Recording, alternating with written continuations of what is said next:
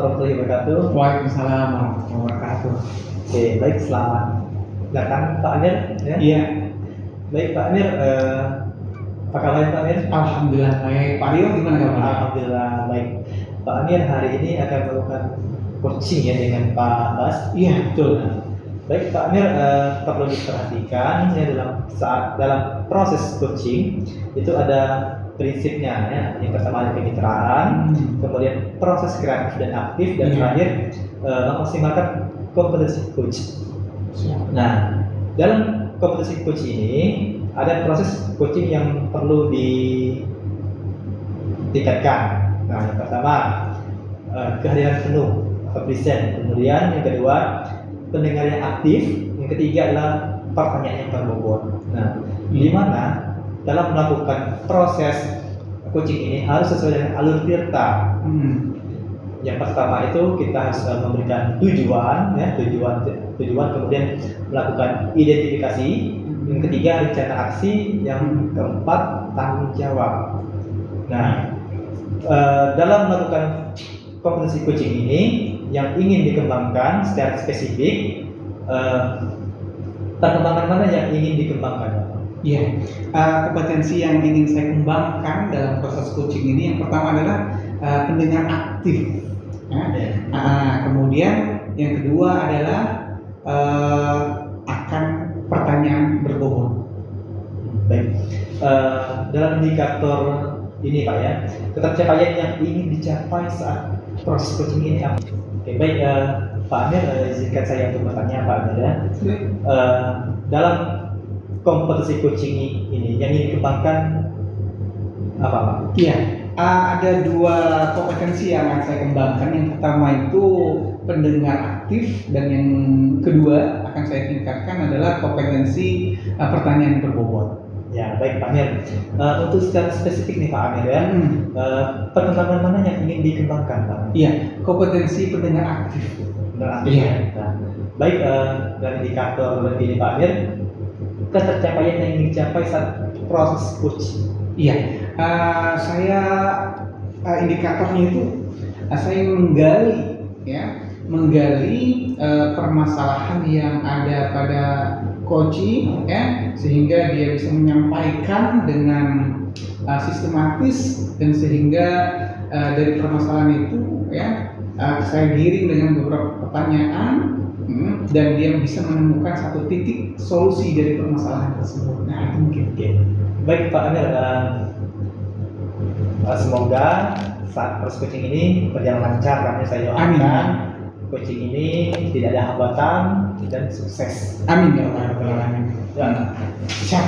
Terima kasih banyak. Ya. Ayo.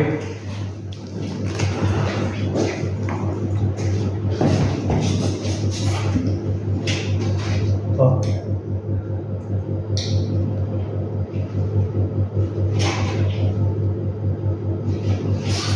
Assalamualaikum warahmatullahi wabarakatuh Pak Bas. Waalaikumsalam warahmatullahi wabarakatuh Pak Amir. Iya, apa kabarnya? Alhamdulillah sehat. Alhamdulillah. Biar Pak Bas sehat, saya tambah sehatin. Alhamdulillah. Senang pokoknya bertemu dengan Pak Bas ini ya. Siap. Tapi kok siap-siapnya itu ada sesuatu yang kayaknya berat gitu ya. Dari wajahnya itu ada tersirat beban gitu ya. Mohon maaf ini Pak Bas ya, bukan sok pengen tahu ya. Kira-kira ada apa permasalahannya Pak Bas? Ya, memang benar Pak Amir. Penglihatan Pak Amir memang luar biasa. Beliau sangat peka ketika saya menghadapi masalah dari raut wajah saya. Pak Amir sudah menebak, itu sudah pas banget Pak Amir. Begini Pak Amir, memang benar apa yang tadi Pak Amir sampaikan, bahwa saya ini pernah ada beban yang mengganjal di dalam pikiran saya ini Pak Amir. Jadi beberapa hari yang lalu ada monitoring Pak Amir di sekolah itu. Bapak-bapak sekolah melakukan monitoring ke kami di bengkel tempat kami biasa melakukan proses belajar mengajar praktek seperti itu Pak Amir. Dan hasil monitoring itulah yang membuat kami semua guru-guru kejuruan otomotif di SMA Negeri 1 Batam merasa terbebani seperti itu Pak Amir. termasuk Pak Bas ya gitu ya. Sampai saat ini. Iya, Pak Bas ya. Kehadiran saya di sini tentunya tidak pengen menjadi sia-sia Pak Bas ya. Betul, Ternyata Pak Bas ya. memiliki beban itu dan kira-kira nih Pak Bas ya, kita akan melakukan percakapan ataupun ya sharing-sharing ini, apa tujuan yang akan Pak Bas inginkan dari pertemuan kita ini Pak Bas? Jadi begini Pak Amir, ya mungkin salah satu tujuan utama saya bertemu dengan Pak Amir, ngobrol, sharing, ini mungkin bisa membantu saya menemukan solusi terkait dengan kegunaan dan saya pribadi dan kawan-kawan pada umumnya di sekolah seperti itu Pak Amir. Baik, kalau boleh tahu nih Pak Bas, apa permasalahan ataupun penyebab dan tantangan permasalahan yang dihadapi oleh teman-teman saat ini termasuk Pak Bas ini? Baik, begini Pak Amir, mungkin ini saya ceritakan garis besarnya saja Pak Amir. Iya. Misalkan detailnya itu mungkin kita butuh waktu ekstra panjang untuk ngobrol masalah ini. Jadi minggu kemarin itu Bapak Kepala Sekolah melakukan monitoring Pak. Ya mungkin wajar lah tugas beliau sebagai kepala sekolah melakukan kegiatan monitoring di tempat praktek anak-anak di bengkel otomotif. Jadi dari hasil monitoring tersebut beliau menemukan suatu permasalahan terkait dengan penggunaan alat atau peralatan praktek gitu Pak. Jadi tahun 2020 yang lalu kita SMK Negeri Batu Baka dapat bantuan revitalisasi SMK seperti itu Pak Amir yang nominalnya lumayan, itu sekitar 1,8 M yang terbagi menjadi 2 kegiatan, satu kegiatan fisik dan satu kegiatan peralatan seperti itu Pak Amir. Nah, dari sisi peralatan mungkin memang itu alat-alat yang sangat representatif sekali untuk menunjang kegiatan praktek di sekolah Pak. Cuman itu tadi kelemahan kami itu sampai hari ini peralatan tersebut belum kami gunakan sama sekali Pak. Dan itu menjadi temuan dan menjadi titik konsen kepala sekolah untuk kami guru otomotif untuk dapat mengoptimalkan peralatan tersebut sehingga mampu membuat kegiatan praktek itu lebih menarik buat anak-anak. Seperti itu Pak permasalahannya. Baik Pak Bas. Untuk saat ini ya, setelah mengetahui permasalahan tersebut, Pak Bas mungkin sama teman-teman yang lainnya. Nah, apa rencana yang akan dilakukan sehingga bisa memanfaatkan alat-alat tersebut, gitu kan? Baik Pak Amir, jadi mungkin rencana yang akan kami lakukan itu yang pertama mungkin kami belajar lagi terkait dengan cara penggunaan alat tersebut sehingga kami bisa menggunakannya dan melakukan proses pembelajaran dengan alat tersebut sehingga ya mohon maaf Pak Amir, murid SMK dengan murid SMA kan karakteristiknya berbeda. Betul. Murid SMK itu lebih cenderung ketika kita melakukan daripada hanya sekedar teori di dalam kelas. Betul. Jadi seperti itu Pak Mir. Jadi kami mau belajar lagi terkait untuk bisa memahami dan bisa menggunakan peralatan tersebut kami. Jadi sebelumnya itu belum ada pembinaan ataupun istilahnya itu pelatihan untuk itu. Ya, jadi seperti itu Pak Mir. Kami dari menerima alat itu sampai hari ini belum ada pelatihan terkait dengan penggunaan peralatan tersebut. Sama sekali. Jadi karena kami tidak tahu cara menggunakannya, maka kami takut menggunakannya. Nanti ketika kita tidak tahu prosedur penggunaannya, nanti kalau rusak kan repot juga Pak Amir. Iya. Jadi kami tidak mau mengambil risiko seperti itu. Iya benar juga. Nah, dari tahun 2020 sampai 2024 itu kan proses apa? Apa kepala sekolah baru tahu saat ini? Ya mungkin di tahun 2022 kan terjadi pergantian pimpinan. Jadi di kepala sekolah yang lama dimutasi ke sekolah lain dan kami 2022 Waktu itu ada datang kepala sekolah baru kami dan mungkin beliau kurang konsen di situ. Baru akhir-akhir ini beliau melakukan ngecek konsen karena mungkin ada tagihan dari dinas terkait dengan optimalisasi penggunaan peralatan bantuan seperti itu Pak. Baik Pak Bas ya, dari skala 1 sampai 10 kira-kira berada pada level mana ini Pak Bas?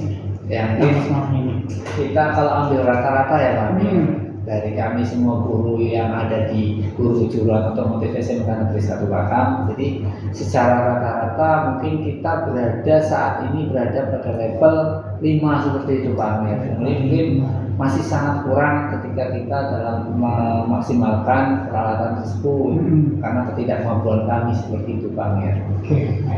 Nah, untuk meningkatkan level dalam skala tersebut tentunya butuh dukungan ini Pak Bas ya. Nah, kira-kira apa yang dilakukan oleh teman-teman dalam hal ini? Baik Pak Amir, jadi kemarin itu selepas dari kegiatan monitoring yang dilakukan oleh Bapak Kepala Sekolah, kita internal guru-guru di lingkungan jurusan otomotif kita kumpul dan kita melakukan komunikasi berembuk dan ingin merencanakan beberapa kegiatan. Salah satunya mungkin pertama adalah kita ingin adanya pelatihan terkait dengan penggunaan peralatan tersebut Pak Amir. Jadi ke depan kita bisa memaksimalkan peralatan. Kemudian yang tadi Pak Amir tanyakan dukungan dari pihak mana saja yang kita butuhkan. Yang pertama tentunya dari pihak kepala sekolah dan manajemen sekolah terkait dengan pelaksanaan kegiatan pelatihan yang akan kami lakukan seperti itu Pak Amir. Karena semua kegiatan itu tidak bisa dilakukan tanpa ada sepersetujuan dari Bapak Kepala Sekolah. Betul. Dan yang kedua, dukungan dari kawan-kawan rekan sejawat saya guru kejuruan khususnya untuk yuk sama-sama kita belajar sehingga proses pembelajaran lebih menarik, lebih menyenangkan lagi untuk anak murid seperti itu Pak. Kemudian yang ketiga, mungkin kita juga akan meminta dukungan dari pihak industri. Kenapa kita minta dukungan dari pihak industri? Karena pihak industri otomotif yang ada di Pangkal Pinang nanti akan kita minta sebagai narasumber. Karena mungkin banyak peralatan yang mereka sudah punya dan mereka sudah punya ekspertis atau ahli dalam penggunaan peralatan tersebut Pak Amir. Jadi kita minta bantuan dari pihak industri untuk menjadi narasumber untuk menjadi kegiatan pelatihan yang kita lakukan seperti itu Pak Amir. Baik Pak Bas. Terus untuk memastikan ya pelaksanaan ataupun praktek dari rencana Pak Bas itu apa komitmen yang akan Bapak Bas lakukan ini? Ya, komitmen yang akan kami lakukan terkait dengan upaya kami dalam meningkatkan kompetensi dalam penggunaan peralatan tersebut. Kami yang pertama segera akan menyusun rencana kegiatan yang akan kita lakukan terkait dengan pelatihan penggunaan peralatan praktek tersebut. Kemudian yang kedua, kita sesegera mungkin berkoordinasi dengan kepala sekolah untuk menyampaikan perihal kegiatan yang akan kita lakukan seperti itu Pak Amir. Kemudian kita juga tidak lepas mengkoordinasikan dengan pihak industri yang akan kita jadikan sebagai narasumber dari kegiatan yang akan kita lakukan seperti itu Pak Amir. Ya. Jadi kalau kita lihat dari komitmen tadi ya, butuh berapa waktu lagi, berapa lama waktunya bisa mengoptimalkan alat-alat tersebut Mas? Ya mungkin ini Bang ya. Jadi kita rencanakan nanti proses pelatihan penggunaan peralatan itu nanti pada saat kegiatan tengah semester. Jadi pada kegiatan tengah semester itu kan kegiatan pembelajaran tidak begitu efektif. Betul. Hanya siswa datang sekolah melakukan kegiatan tengah semester, kemudian ada banyak waktu luang di situ. Nanti kita akan bisa memanfaatkan waktu luang tersebut untuk melakukan pelatihan. Dan selepas itu mungkin secara sedikit dan bertahap kita akan bisa melakukan proses pembelajaran yang memanfaatkan peralatan-peralatan tersebut. Jadi dalam waktu 1-2 bulan ini kemungkinan besar kita bisa melakukan peningkatan itu Pak. Wah, itu udah luar biasa ini Pak Bas ya. Dari permasalahan yang saya dengar tadi, kemudian rencana aksi yang akan Pak Bas lakukan dan komitmen yang begitu luar biasa tadi dengan apa istilahnya itu waktu pencapaiannya, target pencapaiannya itu jelas kayak itu, ya Insya Allah itu akan bisa terlaksana dengan baik itu Pak Bas ya. Ya, mudah-mudahan seperti Iya, itu. dan tentunya akan bermanfaat sekali untuk warga sekolah gitu ya. Dan setidaknya bisa meringankan beban pikiran Pak Bas gitu ya dan teman-teman yang lainnya. Siap. Baik Pak Bas, kira-kira apa yang Bapak Bas rasakan ya setelah melakukan proses coaching ini? Ya, jadi setelah kita ngobrol, sharing terkait dengan permasalahan yang saya hadapi, yang saya rasakan adalah beban itu lepas, Pak Amir. Jadi ibaratnya pundak ini yang tadinya tertimpa beban yang sangat berat itu terasa lepas begitu. Jadi saya bisa bergerak lebih bebas, maksudnya pemikiran saya sekarang sudah bebas lagi, tidak terkekang atau terbebani hal-hal yang tadi sebelum ketika saya ngobrol dengan Pak Amir seperti itu, Pak Amir. Masya Allah, melihat Bapak Bas sudah cerah kayak gini, ceria kayak gini gitu kan, saya juga sangat senang sekali nih Pak Bas gitu ya. Setidaknya bisa meringankan beban Pak Bas gitu ya. Siap. Baik Pak Bas ya, semoga proses pelaksanaan yang apa Pak Bas rencanakan ini berjalan dengan baik gitu kan. Dan Pak Bas terus semangat dalam mendidik gitu kan dan memajukan sekolah gitu ya. Iya, sukses selalu Pak Bas. Siap. Saya juga mengucapkan banyak terima kasih kepada Pak Amir yang sudah berkenan, Pak Amir, mendengarkan keluh kesah terkait dengan beban pikiran yang saya alami. Kemudian terima kasih juga sudah menjadi pendengar dan pemberi solusi terkait dengan permasalahan tersebut. Mudah-mudahan Pak Amir sehat selalu. Amin. Mudah-mudahan nanti setelah kita akan ketemu, bukan permasalahan yang saya sampaikan dengan Pak Amir, tapi berbagi cerita baik seperti itu Pak Amir. Iya, alhamdulillah saya menunggu sekali. Terima kasih, sama-sama. Kita bisa bertemu lagi dalam kesempatan yang lain, Pak Amir. Baik, assalamualaikum. Waalaikumsalam.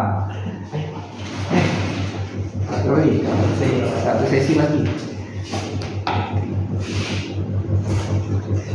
Oke. Gimana Pak Amir? Ya, alhamdulillah, Alhamdulillah, ya. sehat Pak Aryo. Oke, baik. Dan juga Pak Amir, tadi saya sudah melihat proses coaching yang dilakukan oleh Pak Bas ya. Saya melihat sangat seru sekali ya dan sangat antusias sekali, di mana ketika Pak Amir memberikan pertanyaan-pertanyaan yang berbobot sehingga Pak Bas Sirun menemukan solusi untuk diri sendiri.